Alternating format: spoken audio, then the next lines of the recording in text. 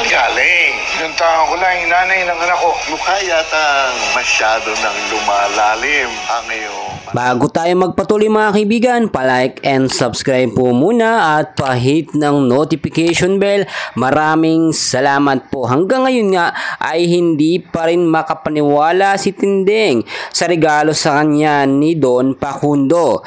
Eto naman pong si Marites ay inilipat sa napaka-espesyal na kwarto, private room na ginastusan nga po ni Ramon. Kung titignan po ninyo, kausap ni Ramon ang kanyang ama at pinag-uusapan nila kung saan ito nagpunta at kung bakit at kung sino ang tinutulungan. Kumasos ba naman ito ng pera at ginamit dito nga kay Marites, samantalang hugas kamay naman itong si Olga sa mga nangyari.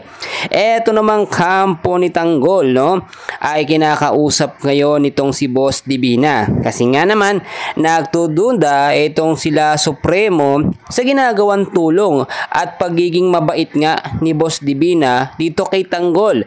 Etong si Supremo mga kaibigan at si Amanda ay may pagdududa.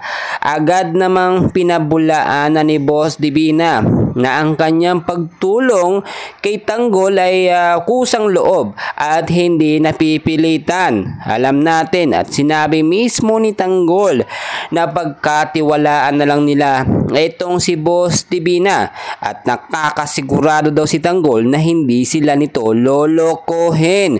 Nag-celebrate ang kampo ni Tanggol sa kanilang nalalapit na tagumpay dahil nga meron ng buyer si Boss Divina ng diamante. Pero biglang uminit ang sitwasyon dahil nga etong si Tanggol ay ipinaglalaban na hindi talaga sila lolokohin itong si Boss Divina. Ang sinasabi kasi ng kampo ni Supremo ay baka pagkatapos gamitin ni Boss Divina, etong si Tanggol ay iiwanan na lamang na parang isang basura.